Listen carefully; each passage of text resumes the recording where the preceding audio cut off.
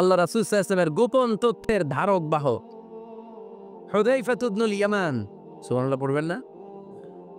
বিশ্বনবী ইন্তেকালের আগে মদিনার সমাজে মোট কয়জন মুনাফিক আছে এই তথ্য আবু বকরকে বলেন নাই, ওমর রাদিয়াল্লাহু তাআলা আনহুকে বলেন নাই, উসমান রাদিয়াল্লাহু তাআলা আনহু, আলী রাদিয়াল্লাহু তাআলা আনহু, আশারাতুল মুবাশশিরিনা বিল জান্নাহ কোন সাহাবীকে বলেন নাই। শুধুমাত্র কেবলমাত্র একমাত্র হুযায়ফা ইবনুল ইয়ামান রাদিয়াল্লাহু তাআলা আনহুর কাছে মুনাফিকদের লিস্টে বিশ্বনবী দিয়ে গিয়েছে।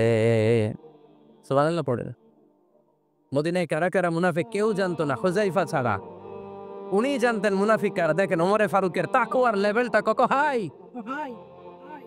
ওমরে ফারুক একদিন হুযায়ফা রাদিয়াল্লাহু তাআলা আনহুর কাছে গেলেন, যে বললেন, হুযায়ফা, বিশ্বনবী ইন্তেকালের আগেও মুনাফিকদের নামের লিস্টটা কারো কাছে দেয় নাই, আমার জানা নাই, সাইয়েদনা আবু বকরের জানা নাই, কোন সাহাবীর জানা নাই তুমি ছাড়া। আমি তোমার কাছে জানতে চাই, আমি ওমরের নামটা ওই মুনাফিকদের খাতায় আছে কিনা আমার একটু বলো। আমার ওমরের নামটা ওই মুনাফিকদের লিস্টিতে একটু আছে কিনা নামটা একটু বলো। যদি থাকে আমি ভালো হয়ে যাব। আমি নেফাকি দূর করে পাক্কা মুমিন হতে চাই। আমার নাম যদি মুনাফিকের লিস্টে থাকে আমি তো শেষ। হুযায়ফা চোখের পানি ছেড়ে দিয়ে বলে, আমিরুল মুমিনিন, কেমন প্রশ্ন করলেন আপনি? আপনি বিশ্বনবীর শ্বশুর। এই উম্মতে আপনার পজিশন 3 নাম্বার। আপনারে মুনাফিকরা ভয় পায়, শয়তান আপনারে ভয় পায়। আপনি জান্নাতে সব বয়স্ক লোকদেরকে নিয়ে জান্নাতের মধ্যে আগে আগে ঢুকবেন, কেমন করে মুনাফিকদের কাতারে আপনার নাম থাকতে পারে ওমর? সুবহানাল্লাহ। কি বিনয়ী, কি তাকওয়া। হুযায়ফাকে যে ধরতেন, হুযায়ফা একটু বলো না আমার নামটা মুনাফিকদের লিস্টিতে আছে কিনা। ওমরে ফারুকের যদি এই টেনশন থাকে যে আমি মুনাফিক হয়ে গেলাম কিনা, আমাদের এই টেনশন থাকার দরকার আছে না নাই? হ্যাঁ, যেন সব সময় আল্লাহর কাছে দোয়া করতে হবে, আল্লাহ তুমি নেফাকি থেকে আমাদেরকে বাঁচাও। ওমরে ফারুক রাদিয়াল্লাহু তাআলা আনহু আমাদের সুপার হিরো। আমাদের সবাই বলেন আমাদের। উনি কত বড় সুপার হিরো শুনেন। উনি জুমার খুতবা দিচ্ছেন। কি দিচ্ছেন? মসজিদে নববীতে। খুতবার মাঝখানে হঠাৎ বললেন, ইয়া সারিয়াতুল জাবাল, ইয়া সারিয়াত ইবনে জানিমিল জাবাল। এই কথা বলেই আবার খুতবা দিতে শুরু করলেন। ওনার এই ইয়া সারিয়াত ইবনে জানিমিল জাবালের সাথে আগের কথারও কোনো মিল নাই, পরের কথারও কোনো মিল নাই। জুমার নামাজের পর মুসল্লি সাহাবারা ধরলেন, বললেন, ইয়া আমিরাল মুমিনিন। খুতবার মাঝখানে হঠাৎ করে ইয়া সারিয়াত ইবনে জালিমিল জাবাল বলে আপনি চিৎকার করলেন কেন? আপনার এই বাক্যের সাথে আপনার খুতবার আগের বাক্যের কোনো মিল নাই, আপনার খুতবার পরের বাক্যেরও কোনো মিল নাই। এই কথা আপনি কারে বললেন, কারে উদ্দেশ্য করে বললেন, এই কথার তাৎপর্য কি আমাদেরকে বুঝিয়ে বলেন। ওমরে ফারুক বললেন, আমি যখন খুতবা দিচ্ছি আমি দেখতে পেলাম ওই যে কয়েক মাস আগে আমি আমার মুসলিম সেনাবাহিনী পারস্যে আক্রমণের জন্য পাঠিয়েছি বর্তমান ইরান। ইরানের ওই বিশাল এলাকাতে পারস্যে আমি আমার ব্যাটালিয়ন পাঠিয়েছি। আমি হঠাৎ করে দেখতে পেলাম আমার মুসলিম বাহিনীর সেনাপতি যুদ্ধের এক পর্যায়ে তার ডানে আছে উপত্যকা, বায়ে আছে পাহাড়। সে পাহাড়ি রাস্তা ছেড়ে দিয়ে উপত্যকার দিকে যেতে শুরু করেছে। আমি দেখতে পেলাম আমার মুসলিম বাহিনী যদি উপত্যকার দিকে ছুটে বেড়ায়, কাফির মুশরিকরা আমার মুসলিম বাহিনীকে কচুকাটা করে ফেলবে। তাই আমি এখান থেকে তাদেরকে কমান্ড দিয়ে বলেছি, ইয়া সারিয়াতাল জাবাল, উপত্যকার দিকে নয় পাহাড়ের দিকে যাও, তাহলেই তোমাদের বিজয় নিশ্চিত হয়ে যাবে। উপত্যকার দিকে যেও না, ইলাল জাবাল, ইলা সারিয়াতিল জাবাল, পাহাড়ের দিকে ছোট। সাহাবারা অবাক, ঘটনা কি? উনি বসে আছেন মদিনায় মসজিদে নববীর মিম্বারে দাঁড়িয়ে, উনি যদি ইয়া সারিয়াতাল জাবাল বলে, এটা কি ইরানে যাবে নাকি? ও মিয়া, তখনকার সময়ে বর্তমানের মতো মোবাইল ছিল নাকি? ইন্টারনেট ছিল নাকি? কিছু ছিল? খালি মুখে আমি যদি বলি ইয়া সারিয়াতাল জাবাল, এটা ইরানে যাবে, ইন্ডিয়ায় যাবে, ঢাকায় তো যাবেন, ফরিদপুর শহরে তো বসবে না, ঠিক কিনা? কিন্তু এটা আমিরুল মুমিনিন বিশ্বাসী সাহাবারা বিশ্বাস করে নিল। কিছু মুনাফিক ছিল, এরা কয় না ঝামেলাস, এটা তো সম্ভব না। এক কাজ করি, এই সেনাপতি যখন বিজয়ী বেশে মদিনায় ফিরে আসবে আর আমরা ধরবো। এরা দিন গুনতে লাগলো, এই সেনাপতি মুসলিম বাহিনী নিয়ে পারস্য জয় করে কবে ফিরে আসবে। এই মুনাফিকের দলগুলো কখনো সেনাবাহিনীকে অভ্যর্থনা জানাতে যেত না, কিন্তু এইবার সবার আগে মদিনার উপকণ্ঠে যে সেনাপতিদেরকে অভ্যর্থনা জানানোর জন্য ফুল নিয়ে রেডি। ফুল নিয়ে দাঁড়ায় সেনাপতি ঢুকার সাথে সাথে ধরছে, এই সেনাপতি কোত্থেকে আসছে? কয় পারস্য জয় করে আসছি। কয় এমন এমন দিন, জুমার দিন দুপুরবেলা যুদ্ধের মাঝখানে আমিরুল মুমিনিনের কণ্ঠের কোনো কথাবার্তা শুনছো নাকি? সেনাপতি অবাক, কয় তোমরা জানলা কেমনে? শুনছি তো। সুবহানাল্লাহ পড়বেন না? আমরা যুদ্ধে একটা ভয়ঙ্কর অবস্থার মধ্যে ছিলাম, পেছন থেকে শত্রুর আমাদেরকে আক্রমণ করতে শুরু করে দিল। ডানে যাব না বায়ে যাব, সামনে যাব নাকি পেছনে যাব, রাস্তা খুঁজে পাচ্ছি না। ডান দিকে ছিল আমাদের উপত্যকার রাস্তা, বাঁ দিকে ছিল পাহাড়ি পথ। আমরা সোজা পথ হবে মনে করে উপত্যকার দিকে ছুটতে আরম্ভ করলাম। হঠাৎ করে আমিরুল মুমিনিনের কণ্ঠ বজ্র কণ্ঠে আমার কানের মধ্যে ভেসে আসলো। আমার মনে হলো আমিরুল মুমিনিন কেমন যেন আমাকে কমান্ড দিচ্ছেন আর বলছেন, ইয়া সারিয়াতাল জাবাল, ডান দিকে উপত্যকার পথে নয়, তাড়াতাড়ি পাহাড়ের দিকে সৈন্যবাহিনী নিয়ে উঠে যা। পাহাড়ের দিকে, ডানে না, this is wrong track and this is the right track. ওই দিন যদি ওমর ফারুকের ওই গাইডলাইন, আমিরুল মুমিনিনের কমান্ড যদি আমি না শুনতাম, আজকে বিজয়ের বেশে ফিরতেও পারতাম না, আমাদের চেহারাও তোমরা দেখতে পেত না। ওমর ফারুকের ওই কমান্ড, ওই গাইডলাইন অদৃশ্য থেকে শোনার কারণে এই পারস্যের মধ্যে আমাদেরকে সেই যুদ্ধে বিজয় দান করেছে কে? This is Omar Farooq, this is Omar Farooq. বিশ্বনবী বলছেন, ওমর মা লাখিয়াকা শাইতানু সালিকান ফাজ্জান ইল্লা সালাকা ফাজ্জান গায়রা ফাজ্জিক। ওমর, শয়তান ইবলিস যদি তোমারে কোনো রাস্তা দিয়ে হাঁটতে দেখে, শয়তান ওই রাস্তা রেখে দিয়ে অন্য রাস্তা দিয়ে হাঁটে।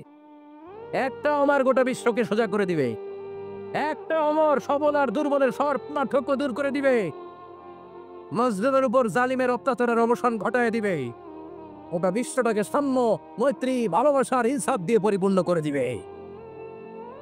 সেই ওমরের অপেক্ষায় আমরা। নিজের ছেলেকে 80টা বেত মেরেছেন। কয়টা? 80টা বেত মেরেছে। এই ব্যাপারে অনেকগুলো বর্ণনা পাওয়া যায়। সবচেয়ে সহি বর্ণনা হচ্ছে মুয়াত্তা ইমাম মালিকের বর্ণনা। ওমর ফারুক রাদিয়াল্লাহু তাআলা আনহুর ছেলে আব্দুর রহমান মারুফুন বিআবি শাহমা ছিলেন মিশরে। ওখানে নাবিজ খেয়েছিলেন। নাবিজ হচ্ছে আরব দেশের লোকেরা দুধের মধ্যে শক্ত ঘুরমা রাত্রে বেলা ঢেলে দিত। ঢেলে দিলে সারা রাত ওই ঘুরমার রসটা দুধের সাথে মিশে দুধটা লাল হয়ে যেত। এটারে সকালবেলা খেত, খুব সুস্বাদু, এটাকে বলে নাবিজ। কিন্তু এটা রাতে ভিজাইলে সকালেই খাইতে হয়, রেখে দিলে আবার একটু সমস্যা হয়, এটা অনেকটা তারির মতো হয়ে যায়, মাতলামি চলে আস। তো ওমরে ফারুকের ছেলে নাবিজ খেয়েছেন, মদ খাননি, নাবিজ। কিন্তু নাবিজ খাওয়াতে সাকরান চলে এসেছে। সাকরান চলে আসাতে এটা যখন প্রমাণিত হয়েছে, আমর ইবনে আস রাদিয়াল্লাহু তাআলা আনহু নাকি 80 বেত মেরেছেন মিশরে। কয় বেত? নিয়ম হচ্ছে সবার সামনে, কিন্তু সবার সামনে না মেরে একটু গোপনে মেরেছে। এই তথ্য যখন ওমরে ফারুকের কাছে এসেছে, উনি বললেন, না, মারতে হবে সবার সামনে, আলাদা মাল্লা কেন? ও মদিনায় ফিরে আসলে আমি আবার 80টা মারবো। মদিনায় ফিরে আসার পরে সাইয়েদনা ওমরে ফারুক ওই আগের 80টারে আর ধরেন নাই, নিজ হাতে আবার 80টা বেত মেরেছেন। এই বেত মারার 1 মাস পরে এই আবু শামা ইন্তেকাল করেছে। অনেক ঐতিহাসিক বলে এই বেতের আঘাতে মরেছে, কেউ কেউ বলেছে নিজের রোগের কারণে মরেছে। কিন্তু দিস ইজ দ্য ইনসাফ সিস্টেম অফ ওমর। নিজের ছেলে বলে ছেড়ে দেয় নাই। এখন নিজের ছেলে হইলে 7 খুন মাফ, নেতার ছেলে হইলে 10 খুন মাফ, এলাকার মোড়লের ছেলে হইলে 10 খুন মাফ। নো পার্সিয়ালিটি ইন ইসলাম। ইসলামে পার্সিয়ালিটি নাই। আপনি নেতার ছেলে হন, আপনি বিজনেস ম্যাগনেটের ছেলে হন, আপনি যেই হন না কেন, ইসলামের দৃষ্টিতে সবাই সমান। চিল্লায় বলেন ঠিক কিনা? বানু মখজুমিয়া গোত্রের এক নারী চুরিতে ধরা পড়ল। সাহাবারা বললেন, নবী, মদিনার সবচেয়ে ভেরি প্রেস্টিজিয়াস এন্ড ডিগনিফাইড ফ্যামিলির মেয়ে, আপনি হাত কাইতেন না, কারণ ইসলামের নিয়ম চুরি করলে কি কেটে দাও। বিশ্বনবী বললেন, বলো কি? হাত না কাটার জন্য তোমরা আমাকে রেকমেন্ড করছো? এটা আল্লাহর আইন, পৃথিবীর কেউ রেকমেন্ড করলো শোনার ক্ষমতা আমার নাই, কারণ আইনটা দিয়েছে কে? লাউ কানাত ফাতিমাতু বিনতি মুহাম্মাদিন সারাকাত লাকাতা মুহাম্মাদুন ইয়াদাহা। আরে বনু মাকসুমিয়া মেয়ে তো দূরের কথা, আমার কলিজার টুকরা ফাতেমাও যদি আজ চুরিতে ধরা পড়তো, তার হাত কেটে দিতে আমি 1 মিনিটও দেরি করতাম না। দিস ইজ ইসলাম। এই হচ্ছে ওমরে ফারুকের মানাকিব। এরকম ওমরে ফারুক কয়টা লাগবে? আওয়াজ করে বলতে হবে, কয়টা লাগবে? একটা লাগবে। এই সৈয়দনা ওমরে ফারুক মদিনার প্রথম চিফ জাস্টিস ছিলেন। সর্বপ্রথম ওনার পরামর্শে সৈয়দনা আবু বকর রাদিয়াল্লাহু তাআলা আনহু কোরআনকে সংকলন করেছেন। আমরা এই যে কোরআন পড়ি 30 পারা, এমদাদিয়া লাইব্রেরির 114টা সূরা, কত সুন্দর সন্নিবেশ করা হয়েছে, এখানে সাজানো হয়েছে। আল্লাহর হাবিব সাল্লাল্লাহু আলাইহি ওয়াসাল্লামের সময় কি এরকম কোরআন ছিল নাকি? ছিল না। খেজুর পাতার মধ্যে, গাছের বাকলের মধ্যে, ওটের বড় হাড্ডির মধ্যে আর পাথরের মধ্যে খোদাই করা কোরআন ছিল। সৈয়দনা আবু বকরের সময় রাদিয়াল্লাহু তাআলা আনহুর সময় যুদ্ধ হলো, 70 জন হাফেজ সাহাবী ইন্তেকাল করলেন। সৈয়দনা আবু বকর রাদিয়াল্লাহু তাআলা আনহুকে ডেকে ওমরে ফারুক বললেন, ও আবু বকর, এইভাবে হাফেজে কোরআন সাহাবীরা যদি দুনিয়া থেকে বিদায় হয়ে যায়, আল্লাহর কোরআনও তো বিদায় হয়ে যাবে। আমার পরামর্শ হলো আপনি সব বয়োজ্যেষ্ঠ সাহাবীদেরকে একসাথে করে কোরআনের সব কাগজগুলোকে একসাথে করে একটা নির্ধারিত কপির মধ্যে কোরআনকে সংকলন করে ফেলেন। সাইয়েদনা আবু বকর বললেন, যেটা আমার নবী করেন এটা আমি কেমনে করি? কিন্তু ওমরে ফারুক নাচরবান্দা বলে না, এটা করলে কোনো খারাপ হবে না, ভালোই হবে। মুসলিম উম্মার জন্য এক জায়গায় কোরআন সন্নিবেশিত থাকবে, আপনি করেন। সাইয়েদনা আবু বকর রাজি হয় না, ওমরে ফারুকও ছাড়ে না। ওমরে ফারুক বলতে বলতে বলতে বলতে এমন ভাবে সাইয়েদনা আবু বকর রাদিয়াল্লাহু তাআলা আনহুকে ধরলেন, সব শেষে সাইয়েদনা আবু বকর ওমরে ফারুকের কথায় কোরআন সংকলনে রাজি হয়ে গেলেন। পড়েন সুবহানাল্লাহ।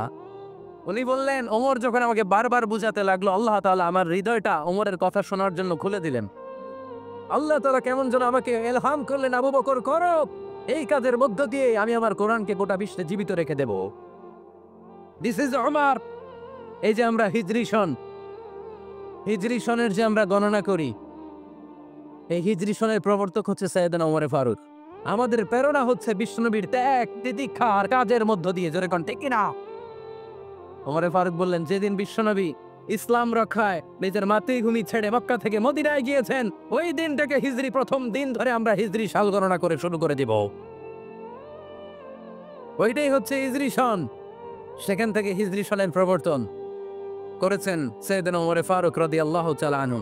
এই যে স্টেট গভর্নমেন্ট, এই যে প্রিজন, জেলখানা, ক্যান্টনমেন্ট, সচিবালয়, গণভবন, বঙ্গভবন, মুক্তিযোদ্ধাদের ভাতা, রাষ্ট্রীয় ভাতা, এই সব নিয়ন্ত্রণ সাইয়েদনা ওমরে ফারুক তার রাষ্ট্রীয় আমলে তিনি নিজে করেছেন। চিল্লায় পড়েন আল্লাহু আকবার।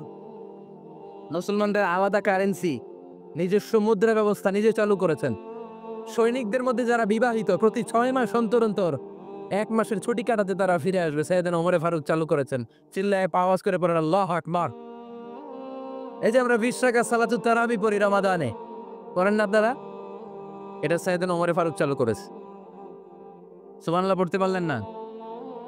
কোরআনে মোট 22টা আয়াত আছে যেখানে সাহাবারা ইনডিসিশনে বুঝছিলেন। বিশ্বনবীর মত একটা, ওমরে ফারুকের মত আরেকটা। এই 22 জায়গায় আল্লাহ তাআলা বিশ্বনবীর মতের পক্ষে আয়াত নাজিল না করে ওমরে ফারুকের মতের পক্ষে কোরআনের আয়াত নাজিল করেছেন।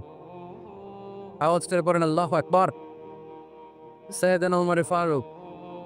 আমরা সাহাবীদের জীবনচরিত পড়তে চাই না, কত যে অনুপ্রেরণামূলক দৃষ্টান্ত সাইয়েদনা ওমরে ফারুক আমাদের জন্য রেখে গিয়েছেন।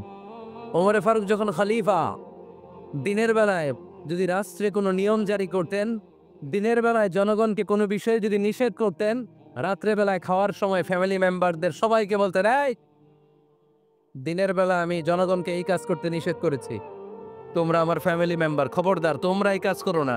জনগণ করলে যতটুকু শাস্তি, তোরা করলে পাবি ডবল শাস্তি। সুবহানাল্লাহ কইবেন না? আমাদের নেতারা ওই বাড়ির বিচার করে, ওই বাড়ির মাইয়ার বিচার, ওই বাড়ির পোলার বিচার, নিজের পোলা গাঞ্জা টানে আসরে নাই, নিজের মেয়ে অপরাধ করে আসরে নাই। কি নেতা ছিলেন ওমরে ফারুক? আগে নিজের ঘর সামলিয়েছেন, আগে নিজেকে সামলিয়েছেন, নিজের ঘর ঠিক করেছেন। বলেছেন জনগণ করলে যত বের, তোরা করলে ডবল বের।